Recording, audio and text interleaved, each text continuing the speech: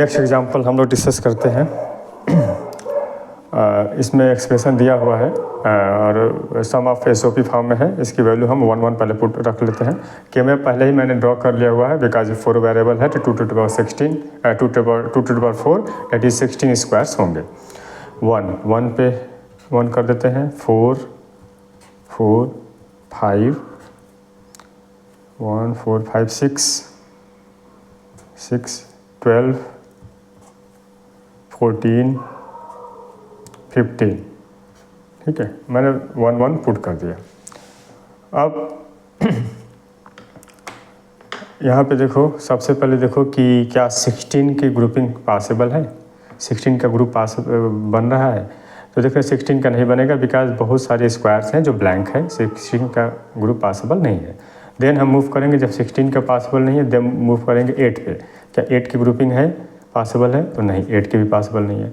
4 की देखो, 4 के भी पॉसिबल नहीं, डायगोनल नहीं बनाएंगे हम लोग ग्रुप, या तो हॉरिजॉन्टल बनाएंगे या वर्टिकल बनाएंगे। तो हाँ, 4 की पॉसिबल है। 4 की पॉसिबल है, देखो ध्यान से कैसे, यहाँ 2 और ये 2 4 बन रहा है और कोई 4 बन रहा है और नहीं बन रहा है। तो 4 के सिर्फ और सिर्फ एक ही ग्रुप पॉसिबल है। तो एक ग्रुप पॉसिबल है तो इसको बिना सोचे समझे हम इसको ड्रॉ कर देंगे। 4 की एक ही ग्रुप बन रहा है तो इसको हम ड्रॉ कर देंगे। ठीक, अब चलो 4 का बन गया। अब इससे नीचे देखेंगे क्या 2 का पॉसिबल है। हाँ, 2 का ग्रुप बन रहा है। 2 का यहाँ भी 2 का बन रहा है, यहाँ भी 2 का बन रहा है, इस तरह से भी 2 का बन रहा है। तो 2 के एक से ज़्यादा ऑप्शंस हैं।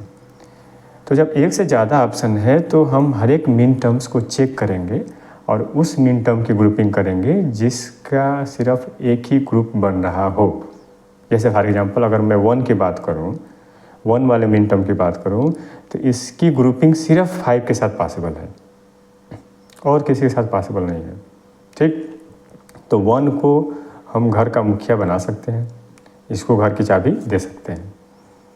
घर की चाबी 1 को हम दे सकते हैं।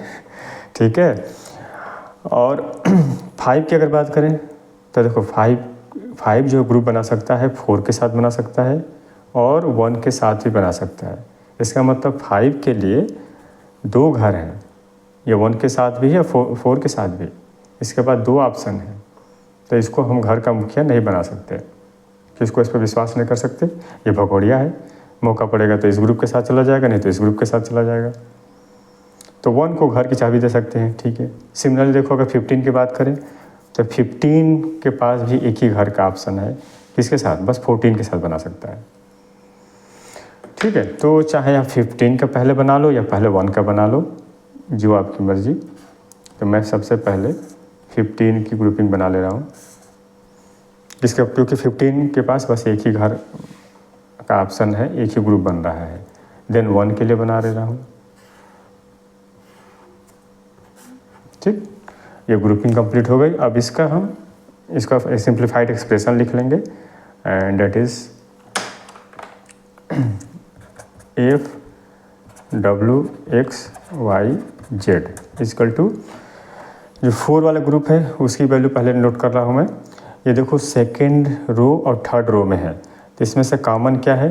कॉमन है x, और ये फर्स्ट कॉलम और फोर्थ कॉलम में है। इसमें से कॉमन देखो वाई बार जेड बार, और वाई जेड बार में कॉमन क्या है? देखो ये जेड बार है, तो जेड बार लिख लो। प्लस अब इस ग्रुप की बात करते हैं, तो ये फर्स्ट रो और सेकंड रो में है। इसमें से कॉमन देखो डब्ल्यू बार है, और ये सिर्फ सेकंड कॉलम में है, तो सिर्फ सेकंड कॉलम में है। तो इसकी जो वाई बार जेड है, वाई बार जेड पूरा ही लिख लेंगे, वाई बार जेड लिख लेंगे क्योंकि सिर्फ एक ही कॉलम है। ठीक है, प्लस देन अगर इसकी बात करें तो ये देखो थर्ड रो में है, सिर्फ थर्ड रो में है, तो थर्ड रो की वैल्यू क्या है? डब्ल्यू एक्स है। थर्ड रो की वैल्यू है डब्ल्यू एक्स, और कॉलम देखो तो थर्ड कॉलम और फोर्थ कॉलम में है। तो थर्ड और फोर्थ में कॉमन क्या है? वाई कॉमन है। ठीक, तो ये आपका सिंप्लीफाइड एक्सप्रेशन हो गया। अब ठीक है, इसी तरह से नेक्स्ट एग्जांपल देखते हैं। सारे एग्जांपल्स आपको समझने ज़रूरी है बिकॉज अलग अलग क्वेश्चंस को एक बार देखोगे तो और ज़्यादा आपको कॉन्सेप्ट क्लियर होगा कि किस क्वेश्चन में किस तरह से ग्रुपिंग हो रही है। ठीक है, तो चलिए क्विकली हम लोग नेक्स्ट एग्जाम्पल में मूव करते हैं।